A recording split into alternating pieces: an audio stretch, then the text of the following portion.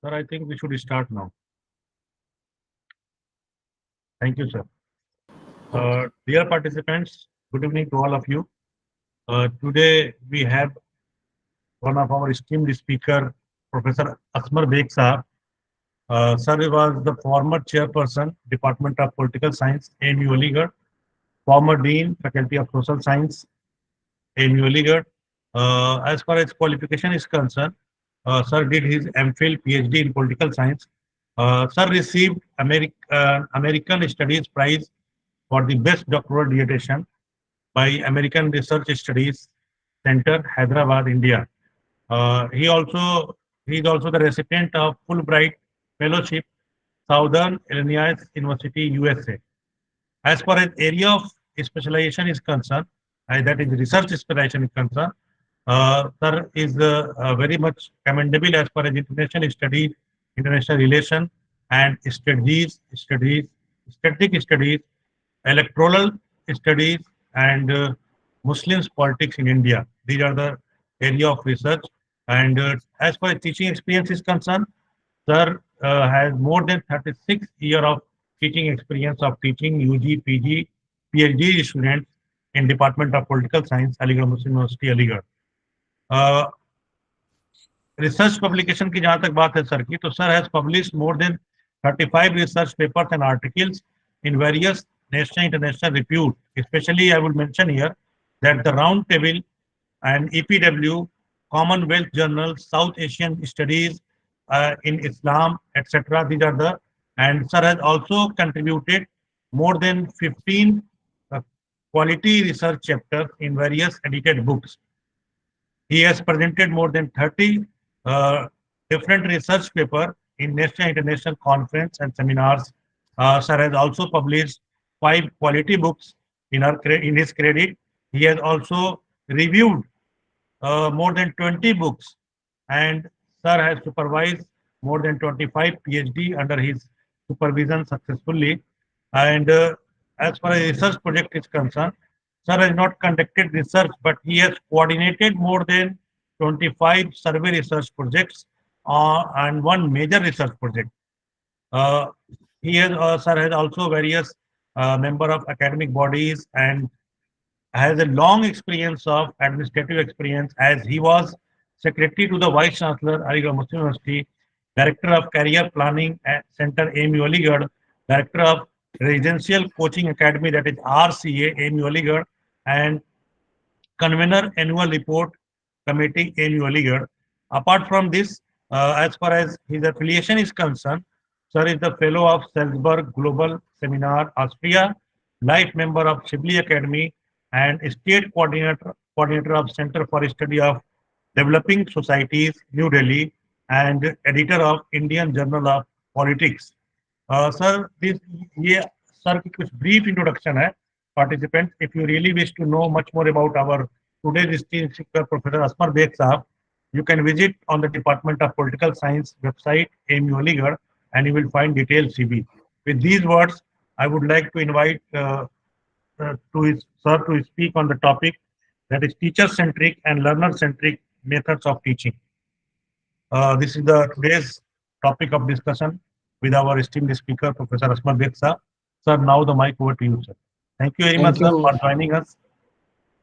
बहुत शुक्रिया आफ्ताब साहब. Thank you very much. And thank you, friends, for being here in big numbers.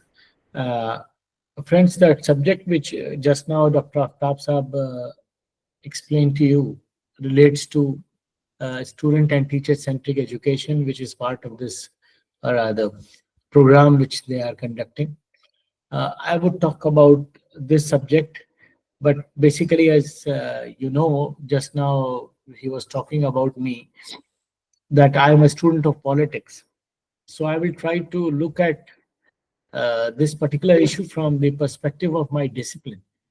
And I would talk about certain important values which are extremely important for students as well as teachers to understand and internalize as far as their academic engagements in universities, colleges, wherever we are is concerned.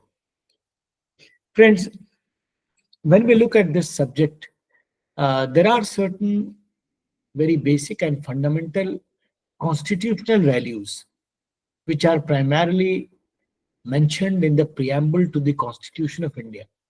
And it is from there we take these values. And I would like to look at some of those important values. We don't have time to look at all of them, but I'll look at some of them and try to understand how they are important, what actually they mean, how they are important to us, and how they can help us be better teachers, educators, as well as students, whatever we are in this whole exercise of knowledge production and knowledge dissemination. Friends, when you look at the Constitution of India, it says that India is a secular, socialist, democratic republic. I'll take this word secular first and try to understand what does it mean and how important it is. And why we want to discuss about this, because many of these terms we come across almost every day. And most of us quite often think that we understand these terms because everybody talks about them. Politicians talk about them. In the media also there is discussion of these terms. So we generally assume that we know, although we don't know. So I'll try to fill that gap today and make it more clearly understandable to all of us that what it means and how it is important for us. If you look at this word secular in the Constitution of India, this is a term which is not of Indian origin.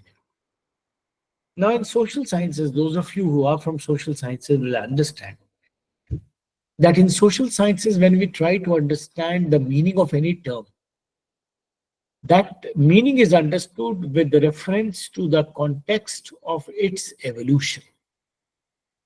मतलब कोई भी term जो है उसको उसका origin किस context में हुआ था, किन हालात में हुआ था, दुनिया में कहाँ पे हुआ था, उन हालात को जानना बहुत जरूरी है, क्योंकि वो हालात और वो डेवलपमेंट्स और वो सिचुएशन जो है वो उस टर्म को अपना एक मीनिंग देती है. और बाद में अगर वो टर्म पूरी दुनिया में इंटरनेशनलाइज हो जाता है, फैल जाता है, तो पूरी दुनिया उस टर्म को उस मीनिंग से समझती है कि साहब इस टर्म का ये मतलब है.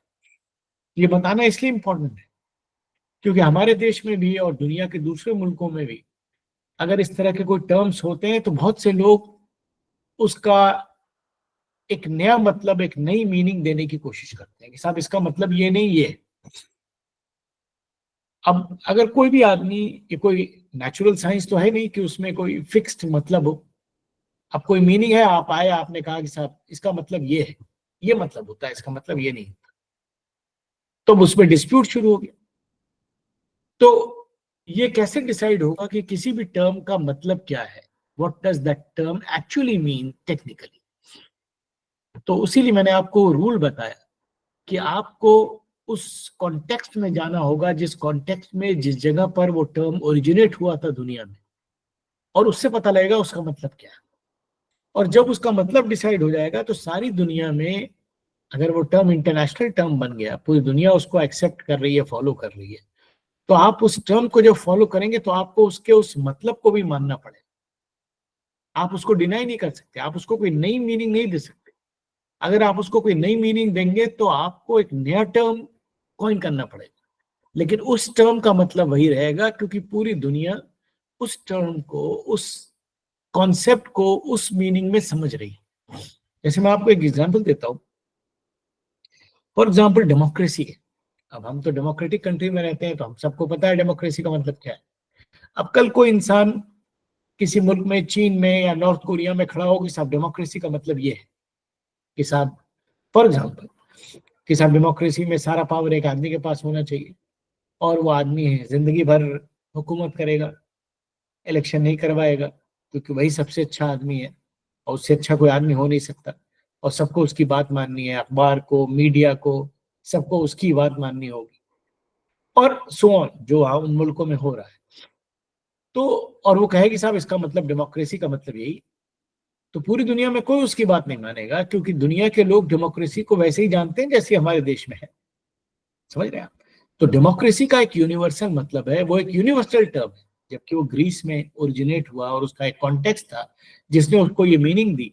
आज वो टर्म इंटरनेशनल हो गया, तो पूरी दुनिया में अगर किसी को डेमोक्रेसी पसंद है या कोई डेमोक्रेसी को एक्सेप्ट करना चाहता है कोई मुल्क, या अपने मुल्क में डेमोक्रेसी लाना चाहता है, तो उसको उसका वही मतलब मानना पड़ेगा जो पूरी दुनिया जानती है।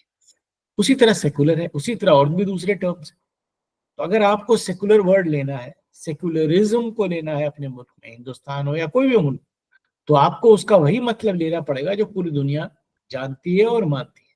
आप उसको कोई नई मीनिंग उस टर्म को नहीं दे सकते। ठीक है, एक बात तो ये क्लियर हो गई। अब हमें देखना है कि उसकी मीनिंग है क्या। तो उसको समझने के लिए हम थोड़ा उसके हिस्टोरिकल कॉन्टेक्स्ट में जाते हैं।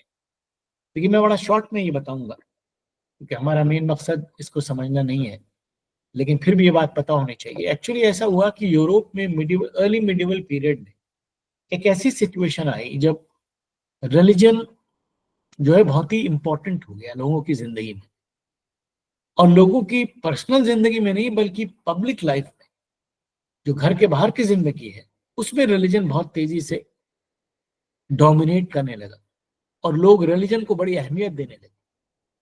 और जैसे जैसे रिलीजन इंपॉर्टेंट होने लगा, लोगों का रिलीजन में फेथ बढ़ने लगा, तो क्या हुआ कि जो रिलीजियस लीडर्स थे वो उसी के साथ साथ उनका पावर बढ़ने लगा। ऐसा क्या कैसे हुआ? ऐसा इसलिए हुआ क्योंकि देखिए, रिलीजन जो है, कोई भी रिलीजन हो, यूरोप में तो बेसिकली क्रिश्चियनिटी था, कि क्रिश्चियनिटी हो, इस्लाम हो, हिंदुइज्म हो, कोई भी रिलीजन हो, रिलीजन एक ऐसी चीज है यूजुअली, जो बड़े रिलीजन है दुनिया के, सब में एक चीज कॉमन है कि रिलीजन आपको ही कहता है कि आप एक किसी गॉड में बिलीव करें। लेकिन वो गॉड ऐसा होता है कि जिसको आप अपनी लाइफ में नहीं देखते कभी। और आमतौर से आपका फेथ ये कहता है कि आप गॉड से मरने के बाद मिलेंगे। मतलब कोई रिलीजन ही नहीं कहता कि गॉड से आप इस लाइफ में मिलेंगे जब आप जिंदा हैं। तो क्योंकि गॉड में हमारा फेथ होता है रिलीजन में, गॉड कहें आप उसको, अ, भगवान कहें, अल्लाह कहें, जो भी कहें, परमेश्वर कहें, उसमें हमारा यकीन होता है और हम उससे कभी नहीं मिलते। तो ऐसी सिचुएशन में क्या होता है कि जो रिलीजियस लीडर्स होते हैं उस धर्म के, उस मजहब के, वो रिलीजियस लीडर्स वो इंटरमीडियरी हो जाते हैं जो हमको गॉड से मिलाते हैं। और धीरे धीरे जैसे जैसे हमारा फेथ बढ़ता है, वैसे वैसे उनका इन्फ्लुएंस और उनका पावर बढ़ने लगता है, because their claim is that they connect we us with God. वो हमको गॉड से कनेक्ट करते हैं, वो हमको गॉड तक पहुंचने में मदद करते हैं, जो बहुत अच्छी चीज है। लेकिन अक्सर अगर वो रिलीजियस लीडर्स हमारे अपने इस इन्फ्लुएंस को, अपने इस न्यू फाउंड पावर को मैनिपुलेट या मिसयूज करना चाहें तो बड़ी आसानी से कर सकते हैं। क्यों? क्योंकि जैसे हम गॉड में फेथ करते हैं, टोटल फेथ, वैसे ही धीरे धीरे हम इन रिलीजियस लीडर्स में फेथ करने लगते हैं, और हमारे फेथ को वो मिसयूज भी कर सकते हैं। बहुत सी बार नहीं करते हैं, लेकिन बहुत बार कर सकते हैं। तो यूरोप में ऐसा हुआ कि जैसे जैसे रिलीजियोसिटी बढ़ने लगी और रिलीजन लोगों की लाइफ में इंपॉर्टेंट होने लगा, वैसे वैसे वो रिलीजियस लीडर्स बड़े इंपॉर्टेंट और बड़े पावरफुल होने लगे, जो लोगों को गॉड तक पहुंचाते थे या गॉड से मिलाने की बात करते थे। और उन्होंने लोगों को समझाना शुरू कर दिया कि साहब, हम गॉड से डायरेक्ट कांटेक्ट में हैं, जो भी बात आप हमसे कहते हैं हम गॉड तक पहुंचाते हैं, और गॉड का मैसेज हम आप तक लाते हैं। तो हम जो कुछ भी आपसे कहते हैं वो अपने दिल से नहीं कह रहे हैं, बल्कि गॉड हमसे वो कह रहे हैं। तो अब इस सिचुएशन में देखिए उनका पावर कितना बढ़ गया। और पावर के साथ प्रॉब्लम यह है कि पावर एक बड़ा करप्टिंग इन्फ्लुएंस होता है। जैसे जैसे आपके पास पावर आता है, किसी भी तरीके से आ जाए, तो उसको मिसयूज होने की पॉसिबिलिटी, प्रोबेबिलिटी ऑटोमेटिकली बढ़ जाती है। इसीलिए एक बड़ी मशहूर सेइंग है लॉर्ड एक्टन की, कि power corrupts and absolute power corrupts absolutely. जो चीज पूरी तरह से सही हो गई यूरोप के अंदर, और करीब 1000 साल का पीरियड यूरोप का ऐसा था जब ये रिलीजियस लीडर्स बड़े पावरफुल हो गए, और पावरफुल के साथ साथ करप्ट भी हो गए। उन्होंने इस लोगों के फेथ का मिसयूज करना शुरू कर दिया, और हर तरह से पैसा और हर तरह की चीजें इकट्ठा करनी शुरू कर दी, क्योंकि जो चाहते वो कर लेते। और उनके अंदर तक करप्शन आ गया कि वो लोगों को इवन हेवन के सर्टिफिकेट बांटने, बेचने लगे, कि आप हमें पैसे दीजिए, हम आपको सर्टिफिकेट देंगे, और जब आप मरेंगे तो आपके कब्र में वो रख दिया जाएगा, और जब आप गॉड के पास जाइएगा तो दिखा दीजिएगा हेवन का सर्टिफिकेट, आपको हेवन में डाल दिया जाएगा। तो इस तरह की और भी बहुत सी चीजें यूरोप में हुई और उस पीरियड में ये लोग एब्सोल्युटली पावरफुल हो गए। अच्छा, पावर ऐसी चीज है वो जो कभी भी सबके पास नहीं रहता। आपके पास पावर आ जाएगा तो मेरे पास नहीं होगा, मेरे पास आ गया तो आपके पास नहीं होगा। यूजुअली मुल्कों में पावर रूलर्स के पास, उस जमाने में किंगशिप थी यूरोप में, तो किंग्स के पास पावर हुआ करता था। लेकिन जैसे जैसे ये पावर इन लोगों का बढ़ गया, रिलीजियस लीडर्स का, तो वो किंग्स जो थे डिफरेंट मुल्कों में, जो बादशाह थे, वो सिर्फ दिखाने के बादशाह रह गए, फिगर हेड हो गए और सारा पावर इन रिलीजियस लीडर्स के पास चला गया और वो हर चीज को और जिंदगी के हर एस्पेक्ट को कंट्रोल करने लगे। तो वो तकरीबन 1000 साल का जो पीरियड है, उसको यूरोपियंस खुद कहते हैं कि वो हमारा डार्क एज था। Those were the dark ages of European history, क्योंकि उस 1000 साल के पीरियड में यूरोप जो है, जो दुनिया का लीडर हुआ करता था हर फील्ड में, साइंस, टेक्नोलॉजी, इंटेलेक्चुअल ग्रोथ में, वो नीचे जाने लगा और नीचे चला गया काफी। क्यों? क्योंकि पूरे समाज के अंदर इस सिचुएशन में सोच पे, रैशनैलिटी पर, इंसान की अकल के इस्तेमाल करने पर रोक लग गई और आपसे कहा गया आप सिर्फ हमारे ऊपर फेथ कीजिए और हम में फेथ रखिए और हम जो आपसे कहें वो करिए। तो उन्होंने दिमाग की खिड़की को बंद करवा दिया और लोगों के दिल को, उनके इमोशंस का इस्तेमाल करते हुए उन्होंने ये सिचुएशन यूरोप के अंदर क्रिएट की। तो जाहिर सी बात है, जब दिमाग या उसका रास्ता या क्रिटिकल थिंकिंग बंद हो गई तो यूरोप साइंस, टेक्नोलॉजी, लिटरेचर, हर फील्ड में जो यूरोप का ऊपर का ग्राफ था वो नीचे जाने लगा और यूरोप बहुत नीचे चला गया और उसके मुकाबले में दूसरी सिविलाइजेशन ऊपर आने लगी। जो सबसे प्रोमिनेंट सिविलाइजेशन उस जमाने में उभरी वो ऑटोमन सिविलाइजेशन थी, टर्की से उभरी, जो हर तरह से इंटेलेक्चुअली और मिलिटरीली हर तरह से वो पावरफुल हो गए। उन्होंने यूरोप के भी बहुत से हिस्सों पर कब्जा कर लिया। तो 15वीं सेंचुरी तक आते आते यूरोपियंस ने ये रियलाइज किया कि ये जो हमने किया है बहुत ही गलत हुआ है और वहां पर बहुत से मूवमेंट शुरू हुए, रेनेसां के क्या नाम है, और सेकुलरिज्म के, जिन्होंने लोगों को ये समझाने की कोशिश करी या समझाना शुरू किया कि साहब, जो चीज जिसकी वजह से हम पीछे जा रहे हैं वो ये है कि रैशनैलिटी ऑफ थॉट पे रोक लग गई। तो उन्होंने पब्लिक लाइफ के अंदर रैशनैलिटी ऑफ थॉट को फोरग्राउंड करने की कोशिश की थी। जो सबसे इंपॉर्टेंट चीज है वो रैशनैलिटी है और हम अपनी लाइफ में, पब्लिक लाइफ में हर उस चीज को एक्सेप्ट करें या तभी एक्सेप्ट करें जब वो रैशनैलिटी के टच स्टोन पर खड़ी उतरे। जब कोई चीज हमारी अकल को अपील करे तो उसको हम माने, नहीं करे तो नहीं माने। ये प्रिंसिपल जो आया यूरोप के अंदर और जिसका मूवमेंट चला, उसी को कहते हैं प्रिंसिपल मूवमेंट ऑफ सेक्युलरिज्म। और सेक्युलरिज्म का मतलब यही है, emphasis on rationality of thought, कि इंसान की जो थॉट है उसका जो रैशनल डायमेंशन है उस पर एम्फेसाइज करना। और सेक्युलरिज्म उसी चीज को सिंबलाइज करता है, प्रायोरिटाइज करता है। तो जो सेक्युलरिज्म यूरोप में इंट्रेंच हुआ 15वीं सेंचुरी के बाद से, दुनिया के जितने भी और डेवलप्ड कंट्रीज के बाद से आजाद हुए या ग्रो करे, सबने उस सेक्युलरिज्म के कंसेप्ट को अडॉप्ट किया। और वही चीज हमारे कॉन्स्टिट्यूशन मेकर्स ने करी कि इंडिया में सेक्युलरिज्म को अडॉप्ट किया। तो अक्सर हम में से लोग समझते हैं कि सेक्युलरिज्म का मतलब है रिलीजन और पॉलिटिक्स को अलग करना, कि रिलीजन आपकी पर्सनल लाइफ में होगी, पॉलिटिक्स जो है वो पब्लिक लाइफ में होगी। ठीक है, ये बात तो सही है, लेकिन ये उस चीज का कॉन्सिक्वेंस है, ये सेक्युलरिज्म का मतलब नहीं है। सेक्युलरिज्म का मतलब है रैशनैलिटी ऑफ थॉट।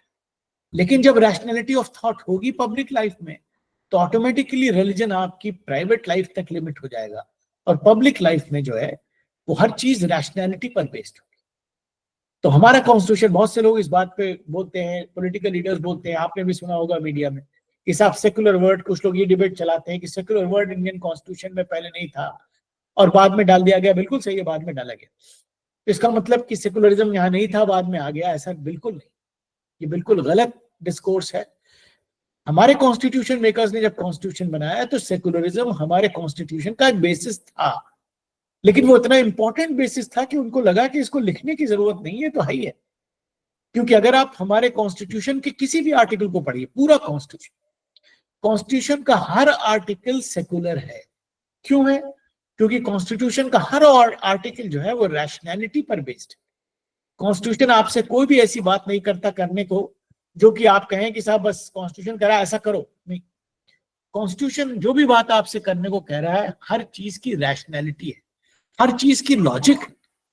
तो पूरा कॉन्स्टिट्यूशन आपका सेकुलर है या उसके अंदर सेकुलर स्पिरिट है। ये वर्ड लिखा हो न लिखा हो वो तो पॉलिटिशियंस का काम है।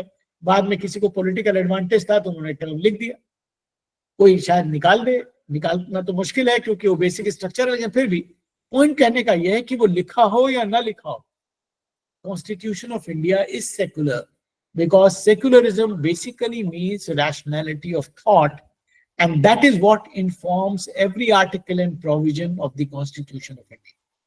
तो बेसिक चीज ये है रैशनैलिटी ऑफ थॉट कि आप अपनी पब्लिक लाइफ में, पब्लिक लाइफ का यहां से मतलब क्या है ब्रॉडली समझने में, पब्लिक लाइफ मीन्स कि आपकी वो जिंदगी जो सुबह से शाम तक जब आप घर से बाहर निकलते हैं और आप जो कुछ भी करते हैं, मैं सड़क पे झाड़ू देता हूं, आप दूध बेचते हैं, कोई आदमी टीचर है, कोई डॉक्टर है, कोई इंजीनियर है, कोई पॉलिटिशियन है, कुछ भी है, तो जो कुछ भी हम अपने घर के बाहर सुबह से शाम तक करते हैं उस काम का असर दूसरे इंसानों की जिंदगी पे पड़ता है, समझ रहे हैं? और अगर वो काम रैशनैलिटी पे बेस्ड होगा तो जाहिर सी बात है दूसरे इंसानों की लाइफ पर उसका पॉजिटिव असर पड़ेगा। अगर उसके अंदर कोई रैशनैलिटी नहीं होगी, कोई नॉन रैशनल बिहेवियर होगा, तो जाहिर सी बात है उसका असर दूसरे इंसानों की लाइफ पर नेगेटिव पड़ेगा। तो हमसे ये कहा गया रहा है as citizens of India that whatever we do in the public sphere should be rational. बस समझ रहे, मतलब मैं टीचर हूं तो रैशनल बात क्या है कि मैं ईमानदारी से पढ़ाऊं, मैं दूध वाला हूं तो रैशनल बात क्या है कि मैं आप लोगों को प्योर दूध आपके घरों में सप्लाई करूं, मैं डॉक्टर हूं तो रैशनल बात क्या है कि आपको अच्छी दवाइयां दूं और गलत टेस्ट नहीं लिखूं और गलत दवाइयां ना लिखूं और गलत ऑपरेशन ना करूं, मैं इंजीनियर हूं तो रैशनल बात यह है कि बालू का पुल ना बनाऊं बल्कि सीमेंट का बनाऊं जिसका बनना चाहिए, है कि? तो एक रैशनल बात है, एक नॉन रैशनल बात है। अगर हम सब रैशनल है तो ऑटोमेटिकली हम सारे काम सही कर रहे होंगे जैसा हमें करना चाहिए, जैसा हमारा कॉन्स्टिट्यूशन हमसे चाहता है। लेकिन मसला क्या है, क्यों इसके ऊपर भ्रम क्रिएट किया जाता है ये भी समझ लीजिए। क्यों पॉलिटिशियंस को इससे बड़ा डर लगता है? जो सेकुलरिज्म के सपोर्टर हैं उनको भी बहुत डर लगता है, जो उसके अगेंस्ट है उनको तो लगता ही लगता है, एक्चुअली सब उसके अगेंस्ट। अब हम ये डिस्कस करेंगे कि ऐसा क्यों है कि सारे लोग इससे इतना डरते हैं, क्या इसमें खराबी है, क्या इसमें इतना पोटेंशियल है कि लोग इससे डरते हैं। डरते क्यों है सर? डरते इसलिए हैं क्योंकि जब हम सब, आप अज्यूम कीजिए ये इंडिया है पूरा जो हम बैठे हैं इस क्लास में, 54 लोग, we are the whole country. अगर हम सब रैशनली सोच रहे होंगे तो हम हर चीज को सही समझ जाएंगे, मतलब सही ये है गलत ये है, हम सबको पता है स्ट्रेट। तो जो लोग हमें किसी भी लेवल पर हमें एडमिनिस्टर कर रहे हैं, चाहे वो ब्यूरोक्रेट हो, चाहे पॉलिटिशियन हो, या जो भी हो, जो भी वो गलत कर रहे हैं हम 1 मिनट में समझ जाएंगे ये काम गलत है, पॉलिटिशियन गलत कर रहा है ये काम गलत है। तो वो लोग बिल्कुल नहीं चाहेंगे कि हम हर गलत चीज जो उनकी है वो उसको गलत समझ जाए और हम उनको फोर्स करें कि सही काम करो। तो इसलिए वो कोई उनमें से ये नहीं चाहता कि हम समझें कि एक्चुअली सेकुलरिज्म क्या है या सेकुलरिज्म का मतलब क्या है। और इसका ताल्लुक सिर्फ रिलीजन से नहीं है, ये हर एस्पेक्ट ऑफ लाइफ को गवर्न करता है अगर आप इसको इन रियलिटी समझने की कोशिश करें। अब मैं एक और लेवल पर इस बात को डिस्कस करने की कोशिश करता हूं आपसे। जैसे हमारे देश में 4 बड़ी बड़ी परेशानियां हैं जो हमारे सामने सोशल इविल्स हैं। एक है कम्युनलिज्म कि हम सब धर्म के नाम पे लड़ जाते हैं, एक है कास्टिज्म, कास्ट के नाम पे लड़ जाते हैं, एक है रीजनलिज्म, इलाके के नाम पे लड़ जाते हैं, एक है लिंग्विज्म, जबान के नाम पे लड़ जाते हैं। अब डिफरेंट टाइम्स में हम अलग अलग जगहों पर अलग अलग सिचुएशन में अलग अलग इशू पर लड़ते रहते हैं। अब इन चीजों को जरा एक एक करके हम समझने की कोशिश करते हैं। पहले कम्युनलिज्म पे आइए। जैसे कम्युनलिज्म, अब आप अगर अपने देश में घूम के, आप सब जानते ही रहते हैं, किसी भी इंसान से पूछिए तो आपको बहुत कम लोग मिलेंगे जो नास्तिक हो। रिलीजन में भी हर आदमी कहता है मैं किसी न किसी धर्म में यकीन रखता हूँ, मुसलमान है, क्रिश्चियन है, सरदार है, पारसी है, कुछ किसी न किसी धर्म में सब लोग यकीन रखते हैं।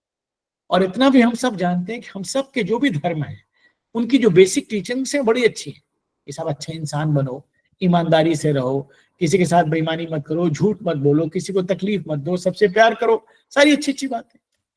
तो आप लॉजिकली देखिए कि अगर हम सब धार्मिक हैं, किसी न किसी धर्म को मानते हैं और हम सबके धर्म हमें अच्छी बातें सिखाते हैं, तो लॉजिकली तो हम सबको एक दूसरे के साथ बड़ा प्रेम से रहना चाहिए था। लॉजिकली तो ये होना चाहिए, ऐसा नहीं हो रहा है।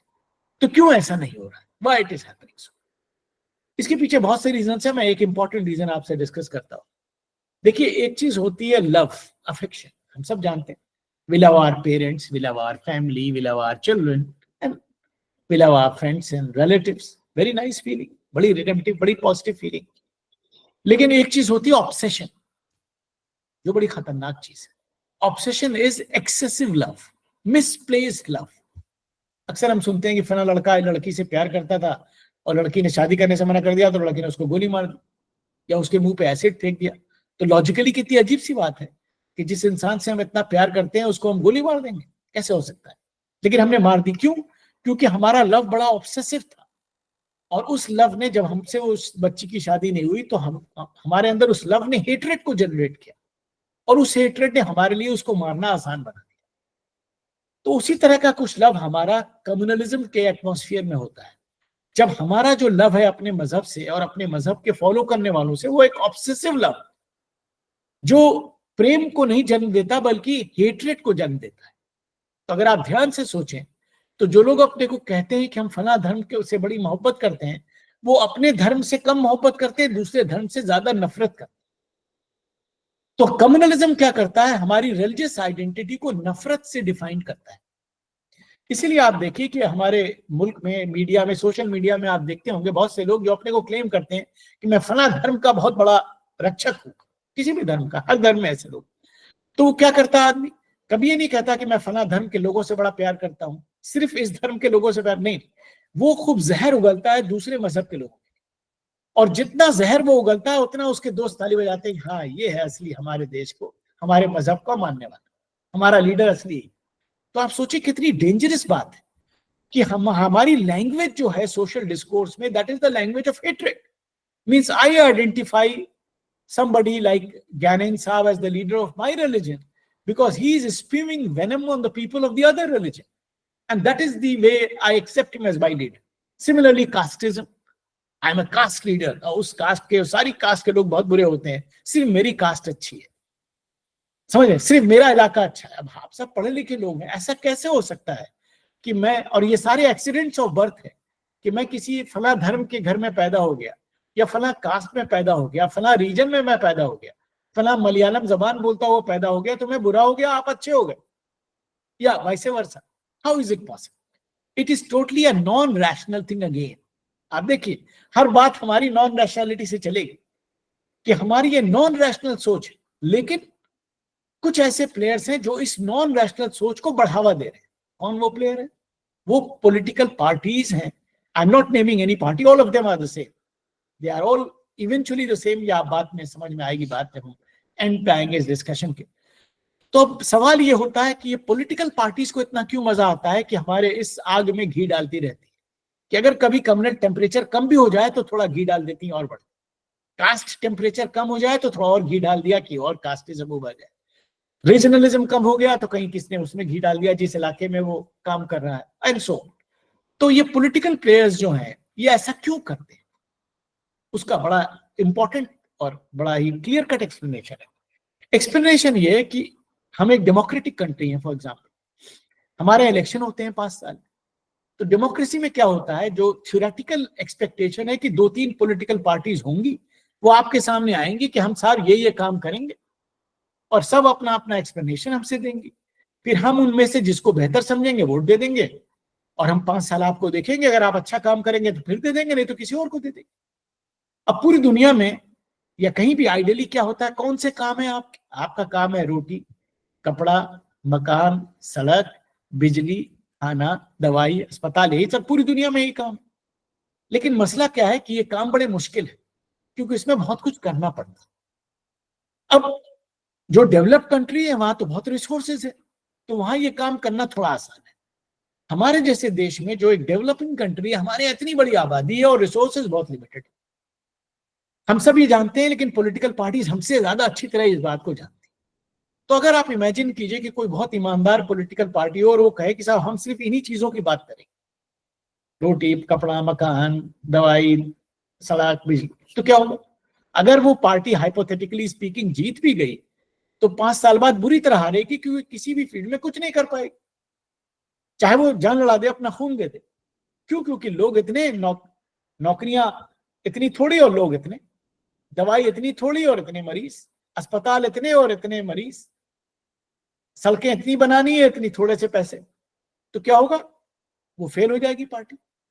तो सारी पार्टी वाले मिलजुल के उन्होंने ये तय किया, मतलब उसके लिए कोई मीटिंग नहीं हुई। इसको कहते हैं कि हमारे एक टर्म होता है, इसको कहते हैं कॉन्स्पिरेसी ऑफ साइलेंस। एक ऐसी कॉन्स्पिरेसी जिसके लिए कोई मीटिंग नहीं करनी, ऑटोमेटिक हो जाती। तो इसके लिए पॉलिटिकल पार्टीज ने कोई मीटिंग नहीं की है, ये अपने आप हो गई है। समझ रहे? मैं इसका एक एग्जाम्पल आपको दूं, ऑल्दो आप सब मैच्योर लोग हैं, एग्जाम्पल की जरूरत नहीं है, लेकिन कभी कभी ये बात दिमाग में स्टिक करती है। जैसे फॉर एग्जाम्पल, अगर हम सबका कोई फिजिकल क्लास हो रहा होता, जैसे हम अलीगढ़ में बैठे होते, आप सब क्लास में होते, और अलीगढ़ शहर का कोई बहुत बड़ा क्रिमिनल जो है आके मुझे गोली मार देता क्लास में, तो क्या होता? थोड़ी देर बाद पुलिस आती। तो आप में से कोई भी पुलिस को ये बयान नहीं देता आमतौर से कि हमने उस आदमी को देखा। कोई कहता मैं चश्मा घर भूल गया था, कोई कह देता मैं वॉशरूम गया हूं। अगर आप सब अलीगढ़ के होते और उसका पोटेंशियल जान रहे होते उस बदमाश का, बाहर वाला तो दे देता कोई बयान, तो इवेंचुअली आप में से कोई पुलिस को बयान नहीं देता। तो पुलिस से कुछ ना बताया जाए, इसके लिए आप में कोई मीटिंग नहीं हुई, लेकिन आपके सर्वाइवल इंस्टिंक्ट ने आपको बता दिया कि हमें ऐसा ही करना है। This is known as conspiracy of silence, where you don't conspire formally, but actually a conspiracy takes place where all of you have decided eventually not to tell anything to the police, although you have all seen that person pressing the trigger and killing me. Same is the case here, that none of these political parties had a meeting, but they all understand that if they were to talk about these issues, इनको कहते हैं real issues, जिसका हमारी life से direct ताल्लुक है। तो अगर ये political parties in real issues की बात करेंगी तो हमेशा फेल होंगी, और मेहनत भी करनी पड़ेगी, जान भी देनी पड़ेगी, फिर भी लोग नाराज। तो पॉलिटिकल पार्टीज ने डिसाइड किया कि भैया इस खेल को इस मैदान से लेके दूसरे मैदान में चले जाएं। उन्होंने गेम को शिफ्ट कर दिया, क्रिकेट के मैदान से फुटबॉल के मैदान में चले गए, और उन्होंने वहां नए इश्यूज निकाले। वो यही इश्यूज है, कम्युनलिज्म, कास्टिज्म, रीजनलिज्म, लिंग्विज्म, कि हम इन्हीं इश्यूज से लोगों को बहलाएंगे और लोगों को ये बताएंगे कि यही रियल इश्यूज है। बात समझ रहे हैं? इनको कहते हैं स्यूडो इश्यूज और आर्टिफिशियल इश्यूज। अब फर्क क्या है कि ये जो रैशनल इश्यूज है इनका ताल्लुक, ये रियल इश्यूज है, इनका ताल्लुक अकल से है, दिमाग से। मतलब हमने कितने किलोमीटर सड़क बनाई आप जाके देख सकते हैं, कितने हॉस्पिटल बने आप जाके देख सकते हैं, कितने लोगों को नौकरी मिली आप सबको मालूम है। तो ये सारी चीजें जो है, जो क्वांटिफाइबल है, वेरीफाइबल है। इसीलिए हम 5 साल बाद फेल हो जाएंगे, क्योंकि आप देख लेंगे हमने कुछ नहीं किया या बहुत थोड़ा काम कर पाए। ये जो दूसरा मैदान है स्यूडो पॉलिटिक्स का, या इसको कहते हैं इमोटिव पॉलिटिक्स या आइडेंटिटी पॉलिटिक्स, ये बहुत अच्छा मैदान है जिसमें काम कुछ नहीं करना है। इसमें सिर्फ बहुत अच्छी सी तकरीर करनी है, लेक्चर बहुत अच्छा देना, बड़ा अट्रैक्टिव। क्यों? क्योंकि यहां पर एड्रेस करना है आपके दिमाग को नहीं, आपके इमोशंस को एड्रेस करना है। तो I am not talking to you as an intelligent person, actually it is a big insult that I am treating all of you not as intelligent human beings. I am treating you as emotional beings, and I am addressing your identity, not you. तो हम आपसे कैसे बात करते हैं? As a follower of religion ABC, as a member of caste ABC, as somebody who speaks language ABC, or as some people who live in region ABC. So, हम आपकी उस आइडेंटिटी से बात करते हैं, और हम इतनी अच्छी से बात करते हैं कि आपकी उस आइडेंटिटी को उभारते हैं कि सबसे इंपॉर्टेंट चीज आइडेंटिटी है, बाकी चीजें तो हो ही जाएंगी, उसमें क्या मसला है। आइडेंटिटी से बात करते हैं और फिर उस आइडेंटिटी को सेटिस्फाई करने की कोशिश करते हैं। जब हम आपकी आइडेंटिटी की बात करते हैं तो आपको बहुत अच्छा लगता है। क्यों अच्छा लगता है? क्योंकि identity politics is an escapist politics. अब इसको भी मैं एक्सप्लेन करता हूं ऐसा क्यों है, क्यों हमें अच्छा लगता है। क्योंकि देखिए ऐसा है कि we live in a situation in India जिसको कहते हैं politics of scarcity. Politics of scarcity means कि resources are less, people are more. जो यूरोपियन कंट्रीज फॉर एग्जांपल है, Scandinavian countries, other countries of the west जो developed है, rich countries है, वहां पे क्या है? पॉलिटिक्स ऑफ प्लेंटी है। लोग कम है, रिसोर्स बहुत है, तो कोई मसला ही नहीं, हर काम आसानी से हो जाता है। हमारे यहाँ क्या है कि हर जगह रिसोर्स, जैसे मैंने अभी कहा, रिसोर्स कम है, लोग ज्यादा है। तो क्या होता है, हम सबके दिमाग में एक फियर होता है कि पता नहीं हमारे बच्चों को ये चीज मिलेगी कि नहीं मिलेगी जो हमें मिल गई। मतलब मुझे नौकरी मिल गई, पता नहीं मेरे बच्चे को मिलेगी कि नहीं मिलेगी। मेरा मेडिकल कॉलेज में दाखिला हो गया, पता नहीं मेरी बिटिया का होगा कि नहीं होगा, मेरे बेटे का इंजीनियरिंग कॉलेज में होगा कि नहीं होगा, मेरा ये काम होगा कि नहीं होगा, क्योंकि हर जगह रिसोर्सेस कम है और लोग बहुत ज्यादा है। तो हम सबके दिमाग में एक fear of the unknown, that whether that thing will be available to me or not, because resources are so scarce, obviously. अच्छा, हमारे इस डर को ये पॉलिटिकल पार्टीज बहुत अच्छी तरह जानती है। इन्हें पता है कि हम सबके दिमाग में, मैंने आपसे कहा ना, ये पूरा इंडिया है जो बैठा है, तो हम सबको वो चीज ये पार्टी नहीं दे सकती, कोई पार्टी नहीं दे सकती। तो ये पार्टी हमें क्या देती है, इंटॉक्सिकेंट देती है। जैसे किसी इंसान को जिंदगी में कामयाबी नहीं मिलती तो ड्रग्स या शराब लेने लगता है, तो जब तक वो शराब के नशे में रहता है वो जरा इंटॉक्सिकेटेड रहता है, उसको अच्छी फीलिंग होती है। ठीक है, जब नशा उतर जाता है तो फिर बेचारा दुनिया में जाता है, लेकिन उस वक्त तक वो खुश रहता है। तो पॉलिटिकल पार्टीज हमको यही इंटॉक्सिकेंट्स देती हैं। ये सारी चीजें जो हैं, ये इंटॉक्सिकेंट्स हैं जो कुछ देर के लिए हमें उस डर से फ्रीडम दे देते हैं, जो डर हमारे दिमाग में पेरिनियली है, नौकरी का, रोटी का, या जिस तरह का भी, जिस जगह भी आप लोकेटेड है लाइफ में, उस तरह के जो डर जो आपके अंदर है, उससे आप एस्केपिज्म में आपको मिल जाता है। और यही वो चाहती है, मोमेंटरी एस्केपिज्म मिल जाए आपको, आप उनको वोट दे दें, उनका काम खत्म, फिर अगली बार 5 साल बाद फिर बात होगी, फिर हम कोई दूसरी ड्रग लेके आएंगे जो आपको देंगे। तो ऐसी सिचुएशन में जब हम इतने इनसिक्योर होते हैं तो पॉलिटिकल पार्टीज बड़ा इंटेलिजेंटली हमसे खेलती है। जैसे मैं आपको एक एग्जांपल दूं, जैसे हम एक पॉलिटिकल पार्टी है और आपके इलाके में आते हैं जहां आप लोग रहते हैं। Assume कीजिए, I am just saying that there are 2 castes here which are large in numbers. ठीक है, 2 कास्ट ग्रुप्स हैं जो आपके इलाके में जो बहुत डोमिनेंट हैं नंबर्स में, और हमने पहले से कैलकुलेट कर रखा कि अगर ये 2 कास्ट हमारे साथ आ जाए तो हम इलेक्शन जीत जाए।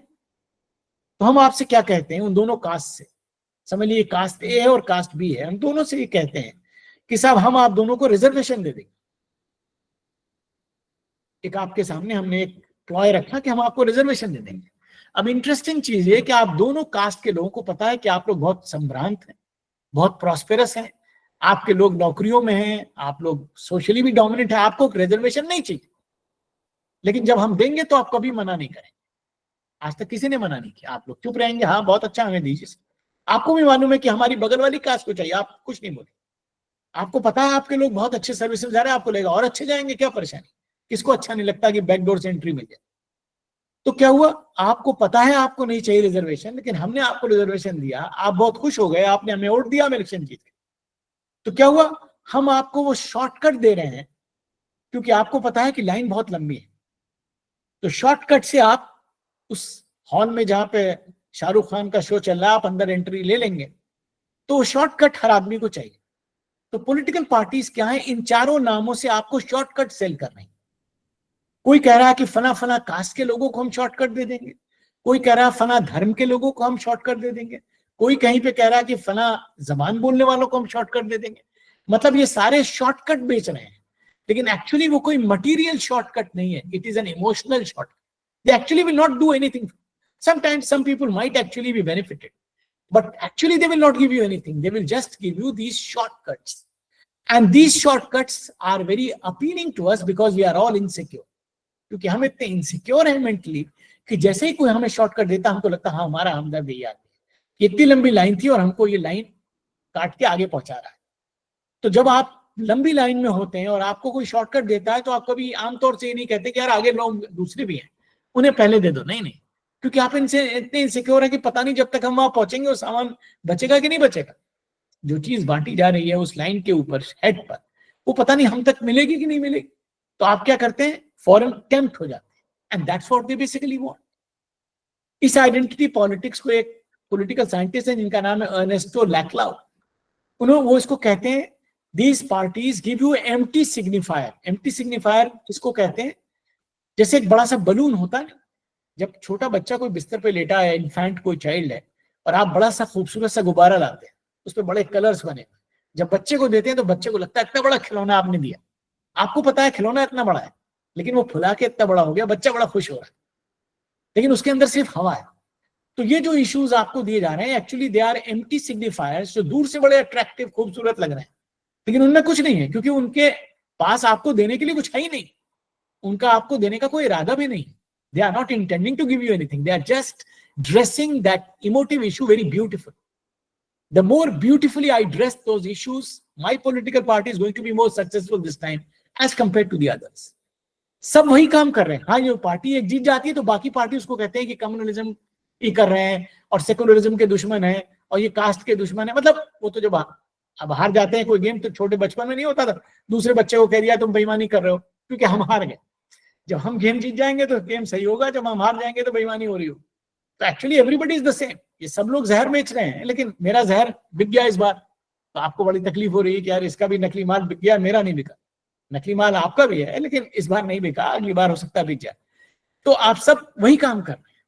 तो पॉइंट ये है कि ये सारी पॉलिटिकल पार्टीज हमको इमोटिव इश्यूज में उलझाए हुए, लेकिन क्योंकि हम सब इनसिक्योर हैं, इसलिए इस इमोटिव इश्यूज में इतना अट्रैक्शन है कि हम ध्यान रियल इश्यूज की तरफ दे ही नहीं पा रहे।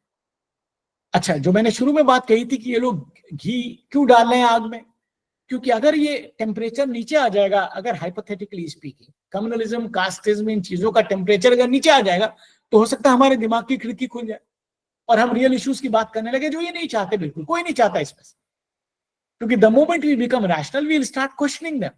मतलब आप सोचिए कितना हमारे लिए इंसल्टिंग है जब आपको पता लगता है, एक एनजीओ बताता है कि 40% लोग जो पार्लियामेंट में जीत गए हैं उन सब के ऊपर क्रिमिनल केसेस। ऑलमोस्ट हर बार ऐसे ही होता है। तो क्यों आए हैं? हमने ही तो वोट दिया ना, हमने आपने वोट दिया है, लेकिन हम इतने डरे हुए हैं कि हम किसी कैंडिडेट की मेरिट को नहीं देखते। वही रैशनैलिटी की खिड़की बंद है, हम आइडेंटिटी को वोट देते हैं। तो जब हमारा कैंडिडेट खड़ा होता है या कोई पार्टी खड़ा करती है, तो हम उसके रिलीजन, उसकी कास्ट, उसके रीजन या लैंग्वेज में से कोई एक या दो को देखकर वोट देते हैं। उसने 100 मर्डर किए, 50 हमसे मतलब ही नहीं। We don't care. So political parties also don't care. Why will they care? जब आप हमारा खराब माल खरीदेंगे दुकान पे, तो मैं आपसे क्यों कहूंगा कि अच्छा वाला सेब लो? खराब वाला आप ले रहे हैं, खुद से ले जाइए सब, अच्छा वाला तो रखा ही हुआ है। तो आप सब गलत चीज ले रहे हैं तो हम दे रहे हैं। तो पॉइंट इवेंचुअली ये है कि उनको भी ब्लेम नहीं कर सकते पॉलिटिकल पार्टीज को। हमारी गलती है कि हम इन इश्यूज को क्यों ले रहे हैं, क्यों हम गलत रास्ते पे जा रहे हैं। वो तो हमें ऑप्शन दे रहे हैं ना, कोई हम रिवॉल्वर लगा के तो हमारा वोट कोई ले नहीं रहा, लेकिन उन्होंने ऐसा एटमॉस्फेयर क्रिएट कर रखा है, ऐसा डिस्कोर्स क्रिएट किया रहा है जिसमें हम सब एकदम डरे हुए हैं कि साहब हमारे साथ ये काम, हमें ये चीज नहीं मिलेगी। तो हम फौरन उनकी बात को सुनने लगते हैं, और फिर जब सिचुएशन और ज्यादा ग्रेव हो जाती है तो ये फिर इंटरनल एनिमीज क्रिएट करने लगते हैं। इंटरनल एनिमीज का मतलब कि बता देते हैं कि आपकी कास्ट को इसलिए चीजें नहीं मिली क्योंकि इस कास्ट वाले अभी तक ले रहे थे। तो मतलब ये है कि हमारी कोई गलती नहीं है इस गवर्नेंस इंस्ट्रूमेंट, जो भी सरकार है या सरकारें पहले थी उनकी कोई गलती नहीं है, गलती दूसरे ग्रुप की है जो आपके हिस्से का सामान ले रहा है, तो आपको उससे लेना है और हम आपको उससे छीनने में मदद कर रहे हैं। मतलब हम कुछ नहीं कर रहे हैं, गलती हमारी कुछ नहीं है। इस मुल्क के अंदर जो इंटरनल एनिमीज है वो आपका शेयर ले रहे हैं। तो क्या होता है, आपका जो भी गुस्सा हो सकता है हमारे अगेंस्ट वो किसी दूसरे सोशल ग्रुप की तरफ चला जाता है। समझ रहे हैं?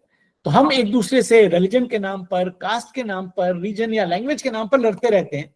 हम कभी गवर्नमेंट को ब्लेम नहीं करते कि गवर्नमेंट तो कह रही है हमने आपको बता दिया आपका दुश्मन है, ये बहुत बड़ी बात, आपको तो पता ही नहीं था। तो आपको नौकरी इसलिए नहीं मिल रही थी क्योंकि फला ग्रुप के लोग ले रहे थे, या फला ग्रुप जो है आपके लिए प्रॉब्लमेटिक है, इस प्रॉब्लम पे आप ध्यान दीजिए। आप मेरे ऊपर कभी ध्यान मत दीजिए, क्योंकि जैसे ही मेरे ऊपर ध्यान देंगे फिर मुझे तो क्लास में पढ़ाना पड़ेगा और मैं पढ़ाना चाहता नहीं। तो फिर मैं आप लोगों को दूसरे इश्यूज में उलझाता हूं, जिससे आप सब उन इश्यूज में उलझे रहे, मेरे ऊपर मत ध्यान दीजिए और मुझे कुछ भी नहीं करना। तो ये जो इमोटिव पॉलिटिक्स है, it is a very dangerous thing in the sense that it creates a situation in the country where different groups are posited against other social groups, and they are all treating each other as enemies, and they think that if I can put down the other social group, my group's interest is going to be served.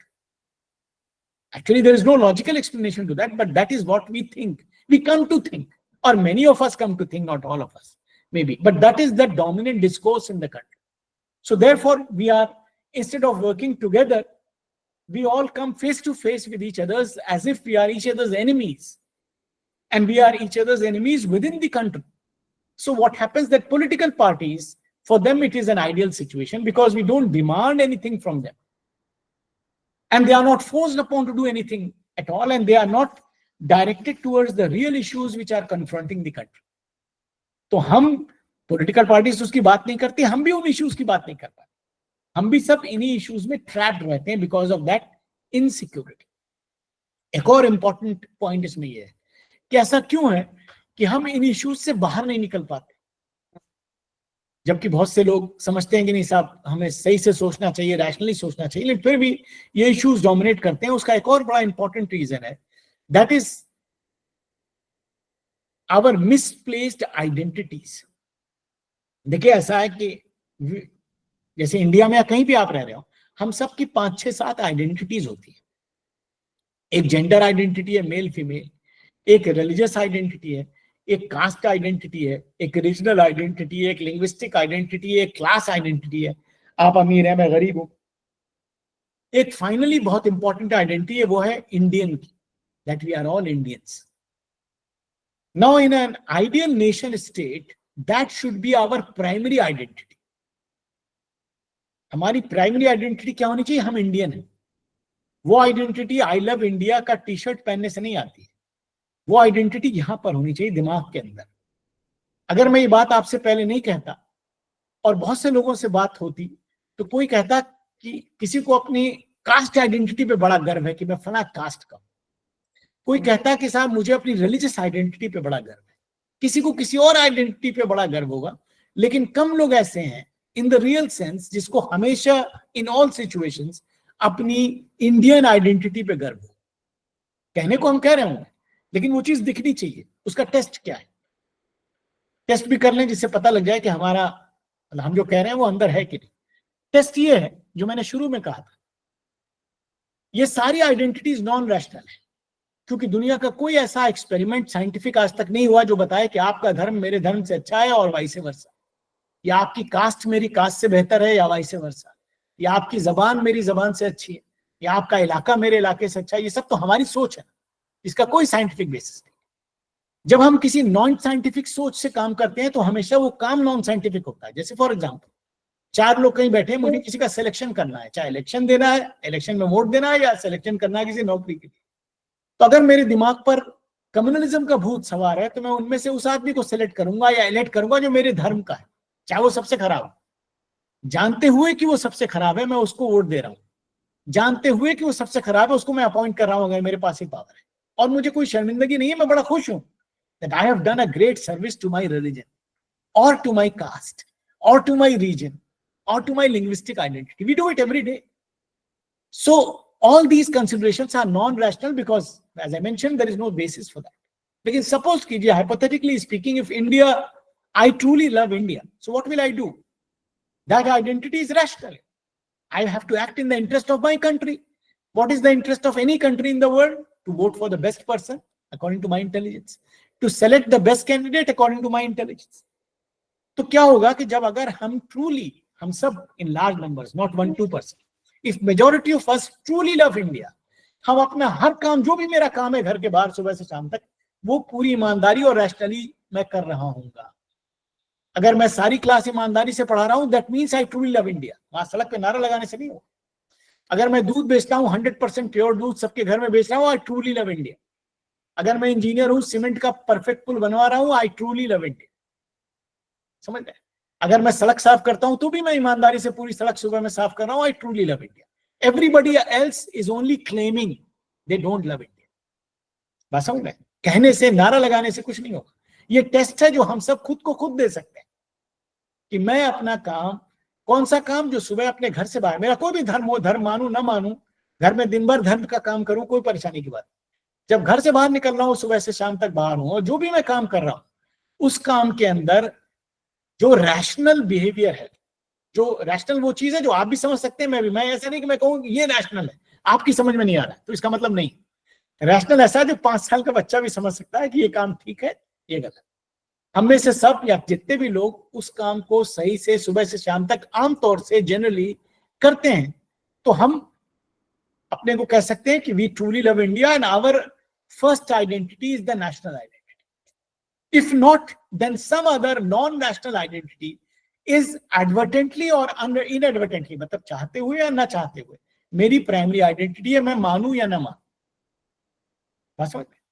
तो वो test हम खुद को दे सकते हैं, हमें ये चीज समझने की जरूरत।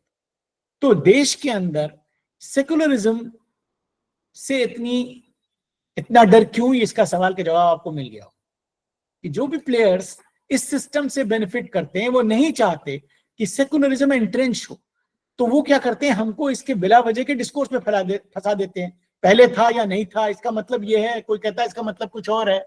नहीं, कोई कंफ्यूजन नहीं है, कोई डिफिकल्ट मतलब नहीं है, कोई कंफ्यूजन नहीं है, कोई परेशानी नहीं। एक सीधी सादी बात है, जो हमारे कॉन्स्टिट्यूशन के लिखने वाले लोग बड़े समझदार थे, इसलिए उन्होंने हमारे कॉन्स्टिट्यूशन का जो बेस बनाया उसमें सेकुलरिज्म को डाला। If India, a new country which was born on 26th of January 1950 as a republic, would have majority of people prioritizing rationality of public thought, India would become one of the leading countries of the world in due course.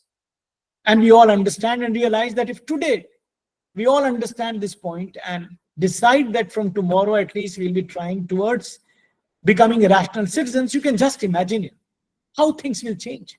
Everything will change. किसी को बदलने की जरूरत नहीं है। यही political parties और यही पॉलिटिकल लीडर कल से आपसे रियल इशू की बात करने लगेंगे, आप रैशनल हो जाएंगे। बस जैसे कंज्यूमर होते हैं वैसा माल सामान बाजार में मिलता है। अगर आप सब जागरूक हो जाएंगे तो यही पार्टीज कल से अच्छे लोगों को टिकट देंगी, बदलने की कोई जरूरत नहीं। यही पार्टीज सही बात करेंगी, यही पार्टीज सही काम करेंगी, सारा पॉलिटिकल सिस्टम सही हो जाएगा अगर हम उसको डिमांड करें। बस समझ रहे? तो we have to change, they will eventually change.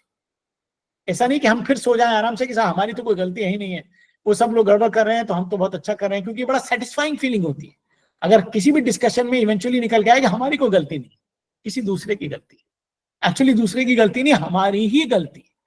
So the beginning has to be made from my side as an individual, me, I have to change myself. I don't have to look towards Amit Saab and Gyanan Saab or Ipsita ma'am or anybody else. I have to look at myself and try to change myself the way we discussed just now. So if I can start that, it can rather go on to other people and things would eventually change. I'm saying that not because that it is something very, very ambitious, because other countries of the world have changed like this. तो change दूसरे मुल्कों में दुनिया के आया है इस तरह से, इसलिए ये बात सोची जा सकती है और इसकी उम्मीद की जा सकती है कि हमारे यहाँ भी ये चेंज आ सकता है। और एज टीचर्स और students and educators, I think this is one of the most basic values which we need to have. It comes handy for us in all activities which we do. तो दुनिया में कोई भी काम हम कर रहे हैं, अगर उसमें रैशनैलिटी नहीं है तो उसकी कोई मतलब नहीं है, उसकी कोई मीनिंग नहीं। तो ये जो फ्रेम है, ये जो फ्रेमवर्क है, इसके अंदर अगर हम ऑपरेट करेंगे तो जो भी काम हम करेंगे वो ठीक होगा और सबके लिए बेनिफिशियल होगा, and it would be in the interest of all as well as of the country. तो बेसिकली ये फ्रेम है जिसमें मैं आपसे बात करना चाहता था। I will stop here to take your questions and comments and then we can move forward. तो मैं थोड़ा रुकता हूँ, आपके पास इसके पास भी जो सवाल हो या कोई कमेंट्स हो आप दें, otherwise yes, Monika Mittal ma'am को कुछ कहना था, बोलिए मैडम। मोनिका मैम का she has raised her hand, तो या ज्ञानेंद्र साहब, दो लोगों का हाथ उठा हुआ है, तो जिसको भी पूछना हो बोल दीजिए। जी सर, ज्ञानेंद्र बात कर रहा हूँ। जी बोलिए ज्ञान साहब। Sir good evening. Good evening. Sir एक ऐसे हाइपोथेटिकल सा ही क्वेश्चन है कि मान लीजिए कि हम 100 लोग हैं, किसी कंट्री की बात करें, उसमें सर 10 लोग रेशनल हैं, 10% रेशनल हो गए, और लार्जर इंटरेस्ट के लिए ज़रूरी है कि ज़्यादा से ज़्यादा लोग रेशनल हों। तो ये 10% लोग कैसे कंट्रीब्यूट कर सकते हैं? जैसे कोई भी कंट्री है तो उसमें मल्टीपल सिस्टम्स होंगे, जैसे पुलिसिंग सिस्टम होगी और भी सिस्टम्स होंगे जिनका हम सहारा लेते हैं कि कुछ गलत हुआ तो पुलिस को रिपोर्ट किया, या कोई करप्शन का केस हुआ तो हमने आरटीआई डाला और उस केस को ओपन कर दिया। लेकिन कभी कभी क्या होता है, ये जो इंस्टीट्यूशंस हैं जो बनाए गए हैं, जिनका रोल न्यूट्रल होना चाहिए सर, ये खुद भी इरेशनल और बायस्ड होते हैं। ऐसे केस में जो 10% लोग हैं वो ऐसा क्या करें कि मेजॉरिटी लोग रेशनैलिटी की तरफ जाएं? Thank you sir. I think this is one of the very big questions which confronts all of us. The point basically is that you're right, that people who are there in institutions are people like us. भाई समाज में अगर ये सारी गलत values dominant हैं, तो मैं जज बन गया, पुलिस ऑफिसर बन गए, कोई आरटीआई ऑफिसर कमिश्नर बन गया, कोई कुछ बन गया, हम सब तो वही लोग हैं और हम अपने इन बायसेस को लेके वहां जाते हैं। तो ये सोचना कि मतलब ये हम लोग इसलिए ताज्जुब भी नहीं होता कि कोई पुलिस वाला गलत काम करे या कोई, सब हम सब वही हैं, इत्तेफाक से कोई कहीं है कोई कहीं है। लेकिन इश्यू जो आपने रेज किया वो ये कि अगर माइनॉरिटी जो है वो ठीक सोच रही है। देखिए ऐसा है कि दुनिया में बहुत से एग्जाम्पल्स हमारे सामने ऐसे हैं जहां पर कंट्रीज के अंदर चीजें धीरे धीरे शुरू हुई, लेकिन हमारी ये होप या एस्पिरेशन ये होना चाहिए, होता है कि अगर कोई अच्छी चीज कम लोगों में भी है तो धीरे धीरे it will rub off on other people, it will slowly and gradually grow, because truth has its own strength. सच की, ईमानदारी की, patriotism in the real sense की एक वैल्यू होती। जैसे मैं आपको एक एग्जांपल दूं, अब ये तो एक, जैसे आपने हाइपोथेटिकल बात की, हम एक बात कह रहे हैं, आपकी बात के जवाब में मैंने एक बात कह दी, लेकिन आप एग्जांपल लीजिए। जैसे फॉर एग्जांपल अमेरिका है, I am no big fan of America, लेकिन एग्जांपल कहीं का सीखना चाहिए किसी लोगों से। देखिए अमेरिका में 1965 में अगर ओबामा के फादर किसी रेस्टोरेंट में जाते किसी बड़े शहर में, वॉशिंगटन में, तो उनको भगा दिया जाता है कि you are a nigger, get out, उसको सर्व भी नहीं करता। अब ओबामा का बाप जो था वो कभी सोच भी नहीं सकता था कि अगले 30, 35, 40 साल में उसका बेटा दुनिया के सबसे पावरफुल देश की सबसे पावरफुल पोस्ट पर इलेक्ट हो जाएगा, जहां अमेरिका में इतनी हेट्रेड है। अमेरिका में जला दिया करते थे जिंदा, इंडिया में तो ऐसा कभी नहीं फॉर्चुनेटली हुआ। हेट्रेड करने के लिए पहले मैं आपसे आपका धर्म पूछूंगा, फिर हेट करना शुरू करूंगा। वैसे तो शक्ल अच्छी लग रही थी आपकी, लेकिन जब पूछा तो फिर हेट्रेड शुरू की। कास्ट बड़ी अच्छी लग रही थी, लेकिन फिर आपका पानी नहीं पीऊंगा क्योंकि आपकी कास्ट तो जाहिर सी बात है मेरी ही बड़ी होगी। तो हमें तो पता, वहां तो काला और सफेद रंग तो देख के नजर आ रहा है। लेकिन क्या होता है देखिए कि जब एज अ कलेक्टिव आपके अंदर वो रैशनैलिटी आती है, समझ आती है, तो आप समझ जाते हैं कि आपका फायदा किस चीज में है। बात समझ रहे हैं कि नहीं? जिसको कहते हैं, एक टेक्निकल टर्म छोड़ी मैं नहीं यूज करूंगा, वो बेकार की बात होगी। मतलब जैसे किसी इंसान को डायबिटीज है, मैं एक छोटा एग्जांपल दे रहा हूं, तो जो एक समझदार पेशेंट नहीं है, उसको लगता है कि सामने मिठाई रखी है, आमतौर से जो चीज मना होती है उसका बड़ा दिल करता है, तो आदमी खा लेगा मिठाई। लेकिन जो समझदार आदमी है, जो पुराना डायबिटीज का पेशेंट है, वो कहेगा नहीं भाई, क्योंकि लॉन्ग टर्म में मुझे इससे नुकसान है। मतलब अट्रैक्टिव लग रही है मिठाई, लेकिन मैं इसलिए नहीं खा रहा हूं, तो मैं ज्यादा समझदार हुआ, आप नहीं हुए।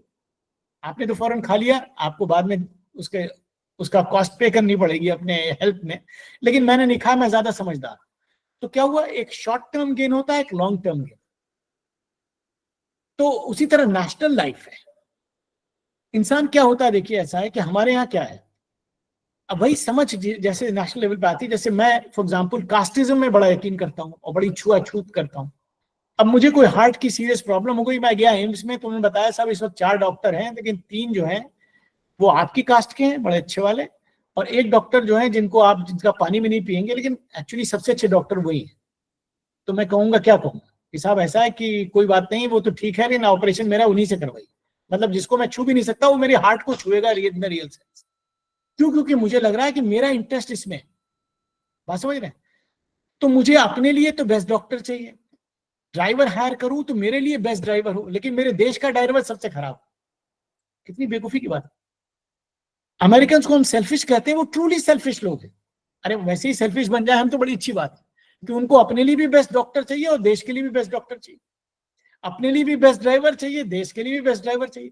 अब वो खराब साबित हो जाए, लेकिन वो अपनी अकल से जो बेस्ट लगता है उसको बनाते हैं, चाहे वो अच्छा ना निकले, लेकिन कम से कम अकल से बना रहे हैं, इमोशन से नहीं बना रहे। इन जनरल मैं बात कर रहा हूँ, I'm not going to the details. The point basically is that when we become truly selfish, in the real sense, we will treat the country also like we treat ourselves. This is our long-term interest. तो वो एक ऐसी चीज थी America में जो धीरे धीरे वो बढ़ी, और बहुत छोटे पीरियड के अंदर, 30 साल के अंदर अमेरिका ने 65 में सिविल राइट्स एक्ट बनाया, और 30 साल के अंदर सिचुएशन इतनी चेंज हो गई कि सारे अमेरिका में धीरे धीरे वो सोच चेंज हो गया। अभी भी रेसिज्म है वहां, ऐसी बात नहीं है, लेकिन रेसिज्म इस लेवल पे नहीं था कि लोग ये देखते हैं कि इस वक्त ये आदमी सबसे अच्छा है, जो हमारे देश की गाड़ी को चलाया, उसको उन्होंने प्रेसिडेंट बना दिया, और भी बहुत से और काम किए। अभी भी एक इंडियन ओरिजिन की लेडी प्रेसिडेंट अमेरिका का बनने वाली है, जिनकी चांस बहुत है। कमला तो हैरिस। इंडियन ओरिजिन के अमेरिकन है, हम अपनी इंडिजिनस इंडियन में भी हर आदमी को नहीं बनने देंगे, बात समझ रहे हैं? और हम कह रहे हैं कि हम उनसे अच्छे हैं। तो भैया कॉपी में नंबर है 5 और कह रहे हैं टॉप हम ही करेंगे, तो मतलब ऐसे तो नहीं होगा ना, हमें भी वो काम करना पड़ेगा। You need to have that kind of a thinking as a nation, not as individual. So when we reach to that point, they have reach to that point, बात समझ रहे हैं? भाई देखिए ऐसा है कि इंक्लूसिविटी जो है ना, उसकी समझ होनी चाहिए। यूरोप के कंट्रीज हैं, फ्रांस और जर्मनी, जिन्होंने वर्ल्ड वॉर में एक दूसरे के दुश्मन थे, 45 में सेकेंड वर्ल्ड वॉर खत्म हुई, और सिर्फ 7 साल के अंदर उन्होंने रियलाइज कर लिया कि हम एक दोनों एक साथ आ जाए तो हमारा फायदा है। अब सोचिए, 2 कंट्रीज जिन्होंने वर्ल्ड वॉर लड़ी थी, और जर्मनी ने तो अटैक कर दिया था, हिटलर ने फ्रांस के अंदर पेरिस पे बॉम्बिंग कर रहा था, समझ रहे? इतनी भयंकर वॉर, लाखों लोग मर गए, और सिर्फ 7 साल में उनको लगा कि अगर हम कॉपरेट करेंगे तो हमारा ज्यादा फायदा है। And they started cooperating, and today you have an EU of 27 countries. तो वो समझदार है कि हम समझदार हैं जो सिर्फ लड़ते रहेंगे क्योंकि आपके दादा से हमारी लड़ाई हुई थी, तो अब इस जनरेशन में तो उसको भूल नहीं सकते। बात समझ रहे? मतलब the point basically is that inclusive सोच, उस लार्ज हार्टेड फार साइटेड सोच जो है, जब इंसान के अंदर एज अ नेशन आ जाएगी तो eventually it will be in our interest. और अगर हम इन नैरो चीजों पे लड़ते रहेंगे तो हम इसी में फंसे रहेंगे, दुनिया कहीं भी पहुंच जाएगी। तो वो तो पॉलिटिकल पार्टीज की तो बात अपनी है भाई, उनका तो अपना एक शॉर्ट टर्म इंटरेस्ट है भाई, they want to win elections, of course, you know, if I were a political party maybe I would also be doing the same thing, that's a different point. But you as consumers need to understand that we are into a very selfish game, and you should not play the game as we want you to play. You have to play it because it is your country. You are the real stakeholders. So you should not dance to our tunes. You should decide what tune should be played and how you would dance. तो ये सोच आएगी, आएगी, जरूर आएगी, but हम अभी नए इन्फेंट कंट्री हैं, अभी तो हमारा 70 साल हुए हैं। अमेरिका तो 1787 से शुरू हुआ उनकी जर्नी, और यूरोप के बहुत से कंट्रीज का कई कई 100 साल का इतिहास है, वो धीरे धीरे वहां पहुंचे। तो we will also reach there, but the earlier the better, because everybody is running in this race, so we shouldn't be left behind. Anyway, thank you sir. जी, Jaswinder Kaur madam has raised a hand. जी, good evening sir. Good evening ma'am. आपका lecture seriously बहुत heart touching था, बहुत motivation भी मिली, बहुत अच्छा था। लेकिन मुझे ये चीज थोड़ा सा आपसे डिस्कस करना था, जैसे हम अपने काम अच्छे तरीके से करते हैं, एकदम परफेक्ट, और जैसे लगता है कि नहीं, ईमानदारी से सारा काम किया जाता है। और अगर जैसे ज्ञानेंद्र जी ने हाइपोथेटिकल चीज की बात करी कि 10% लोग अगर इस तरह से अच्छे हैं और 90% लोग वैसा फॉलो नहीं कर रहे हैं, लेकिन प्रैक्टिकली देखा जाए तो 1 या 2% लोग ऐसे हैं, और ज्यादातर तो है ही नहीं है इस तरह से। और ये होता है कि अगर आप अच्छे तरीके से अपना काम भी कर रहे हो, ईमानदारी से कर रहे हो, तो कहते हैं ना, एक कहावत है, चाय की मक्खी की तरह निकाल के साइड में कर दिया जाता है आपको। तो उस केस में एज एन इंडिविजुअल हम लोग अपने आप को कैसे मोटिवेट रख सकते हैं, या हमें क्या करना चाहिए कि बाकी लोग भी उससे मोटिवेट हो, या कुछ वो ठीक हो पाए, या कुछ वो उनको भी लगे कि उनको भी ईमानदारी से अपने देश के लिए कुछ करना चाहिए। देखिए मैडम, वही बात मैं जो आपसे कह रहा था ना कि बड़ी ग्रैंड स्लोगन की जरूरत नहीं है, आपको देश के लिए कुछ करने की जरूरत नहीं है, अपने लिए सोचिए। अगर हम सब सही माने में अपने लिए सोचेंगे तो देश का काम अपने आप ही हो जाएगा। सर प्रैक्टिकली इसमें ये होता है कि हम लोगों को, मैंने कहा कि जैसे चाय की मक्खी की तरह निकाल के बाहर कर दिया नहीं, वो जाता है, आप सही आपको बात सिस्टम है। से बाहर निकालने की पूरी कोशिश की जाती है कि ये मतलब सिस्टम खराब कर रहे हैं, जो ऑलरेडी चल रहा है, प्रिवेल सिस्टम है, उसको खराब कर रहे हैं, इसको बाहर कैसे निकाला जाए। मैडम आपकी बात मैं समझ, जैसे फॉर एग्जांपल हम टीचर्स हैं, मैं टीचिंग का एग्जांपल देता हूं क्योंकि हम सब टीचर्स हैं, we are into this business. देखिए ऐसा है कि टीचिंग में फॉर एग्जांपल मैं आपको एक एग्जांपल दूं, जैसे हम सब टीचर्स हैं, हम लोग की भी आदत होती है जब कहीं बैठे स्टाफ रूम में तो हर आदमी, ज्यादा सारे टीचर वीसी की बात कर रहे हैं या प्रिंसिपल है कि प्रिंसिपल की कोई प्रॉब्लम है, वीसी ठीक नहीं है, हम लोग तो ठीक है, और शायद उनके ऑफिस में बात होती रहे है कि टीचर्स ठीक नहीं, इनको ठीक करना है, जबकि वो खुद पहले टीचर थे या थी, वो अपनी जगह, हम सब दूसरे की गलती निकालते हैं। देखिए ऐसा है कि एज टीचर्स, मतलब that's my experience over all these years, as teacher अगर मैं बहुत ईमानदारी से अच्छे से पढ़ा रहा हूँ तो जो सुकून, जो खुशी मुझे मिलती है, भाई मैं कह रहा हूँ अपने बारे में सोच रहा हूँ, वो उसका एक्सप्लेनेशन नहीं है मैडम। कोई दूसरा हमारा कलीग एक भी क्लास के लेता, बड़ा खुश है, उसका कोई कुछ नहीं बिगाड़ पा रहा, जाहिर सी बात है हिंदुस्तान में नौकरी मिलने के बाद कोई कुछ नहीं बिगाड़ पाएगा, लेकिन वो खुशी जो मुझे मिली वो उसे नहीं मिलेगी। जो मेरे 30 साल बाद मेरे स्टूडेंट्स मुझे लिख के भेजते हैं व्हाट्सएप पे या कहीं फेसबुक पे कहीं मिल गए या कहीं भी हैं, जो उनकी बात होती है, जो आपको खुशी देती है, वो it is not counted in dollars, you know, in rupees, it is something invaluable. So what you are getting, ma'am, as a teacher from your students today and somebody whom you taught 30 years back, which others will not get. So you need to think that it enriches you. मतलब मुझे दूसरे से मतलब नहीं. मेरा कहने का मतलब ये है, जिसे कहते हैं ना, चैरिटी बिगिंस एट होम. अगर हम में से सब सिर्फ अपने बारे में सोच लें, दूसरे कुछ भी करें हम सोच लें, हमें उससे नहीं मतलब, हमें अपना काम सही करना. शायद धीरे धीरे उन सोसाइटीज में भी ऐसे ही कि सब लोग ये सोचते हैं अपना काम सही करना है. शुरू में ऐसा नहीं रहा होगा, शायद धीरे धीरे वो बात, अच्छाई जो है उसका असर होता है. ठीक है, आप सभी समझ रही हैं कि सिस्टम हमारे अगेंस्ट हो जाता है, लोग हमको नहीं लाइक करते, मत करें, लेकिन I will continue to do my work properly and eventually merit is something which is इस समस्या को हमें अपना काम ठीक करना चाहिए, करते रहना चाहिए, और slow and steady eventually wins the race. मतलब that's what I believe in. Maybe some people might sometimes be at a great disadvantage in this pursuit, but I think positivity is something which we need to give to others. मतलब मेरी ये होता है कि कुछ इतने struggle करते करते लगता है कि कुछ पॉजिटिविटी खत्म होती जाती है, और कई बार तो लगता है जॉब छोड़ देनी चाहिए. सबसे बेटर आइडिया. नहीं मैडम, वो चीज तो बिल्कुल नहीं होनी चाहिए, क्योंकि वो एक डिफीटेस्ट एटीट्यूड है. कंटीन्यूअस टॉर्चर, कुछ ना कुछ कंटीन्यूअस टॉर्चर और आपको रिस्ट्रिक्शंस लगा दी जाती हैं, तो वो बहुत मैटर करती हैं कि आपको आगे बढ़ने नहीं दिया जाएगा. काम कर रहे हैं मैडम, आप आगे बढ़ ना पाए. मैं कह रहा हूँ मैं जिंदगी भर लेक्चरर रहूंगा, यही तो होगा, प्रमोशन नहीं होगा. ये होता है ना कि उसमें आप पढ़ा रहे हैं तो भी आपको डिस्टर्ब किया जाए, आपको परेशान किया जाए. मैडम, जो लोग आपकी रिक्वायरमेंट्स बेसिक जो इंस्टीट्यूशन में मिलनी चाहिए वो भी ना दी जाए. नहीं, आई कैन अंडरस्टैंड मैडम, लेकिन बात ये देखिए कि हमें उनका अप्रूवल नहीं चाहिए. मुझे अपने चेयरमैन का, अपने कलीग्स का, अपने वीसी प्रिंसिपल का अप्रूवल नहीं चाहिए. मुझे अप्रूवल चाहिए अपने स्टूडेंट्स का. Your best, rather people for you are the most important people are your students. आपके स्टूडेंट्स की आपके बारे में क्या ओपिनियन है, वो कोई दूसरा आदमी चेंज कर ही नहीं सकता. इसीलिए मैं हमेशा कहता हूँ अपने आप ही कि जो स्टूडेंट किसी के बारे में कह रहा है वो फाइनल है. हम सबका तो पॉलिटिकल स्टेटमेंट हो सकता है. स्टूडेंट कह रहा है फला टीचर अच्छा है तो अच्छा है, वो चाहे कुछ भी हो. वो स्टूडेंट्स कभी जिंदगी में बदलेंगे नहीं. तो आप जो अर्न कर रही हैं in terms of goodwill of your students over the years, that is something which nobody can take from you. Students का उनके बारे में क्या ओपिनियन होगा, ऐसे लोगों के बारे में, आपके बारे में जमीन आसमान का फर्क है. तो आप उसमें खुशी लीजिए. खुशी हमें ढूंढनी है, कहीं ना कहीं मिलेगी. तो ठीक है, let's look at the positive side of the picture. Of course. Thank you sir.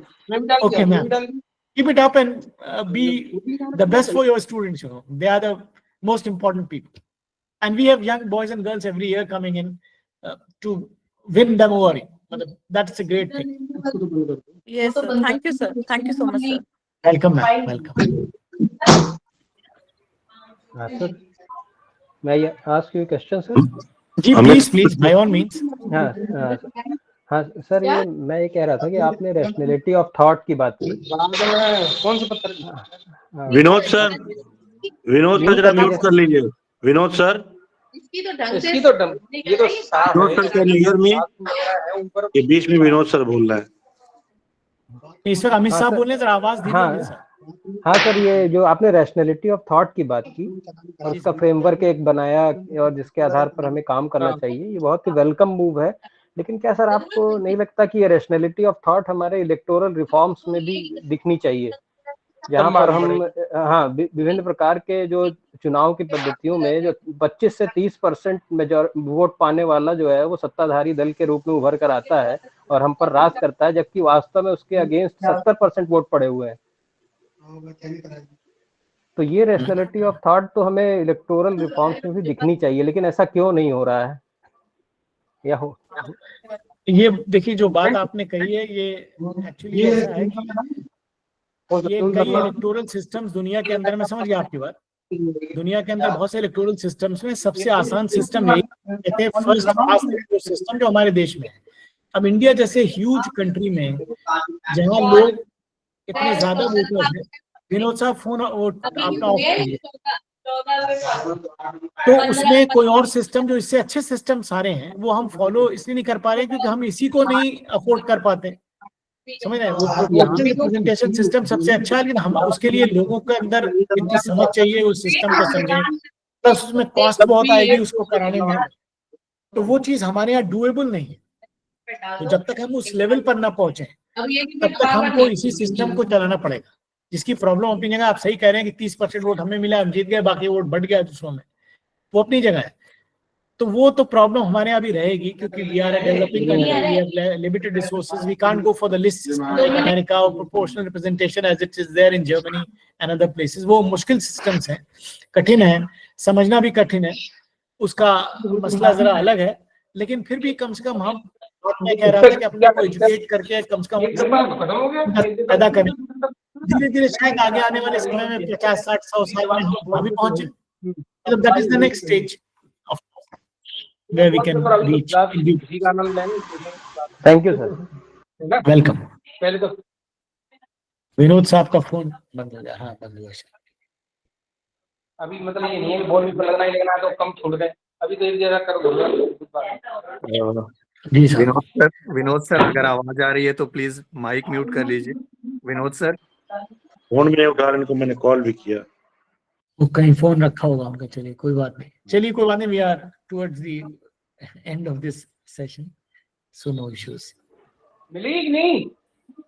Thank you, sir. Thank you very much for your nice deliberation. मिल गई? Participants, I think you have no more questions.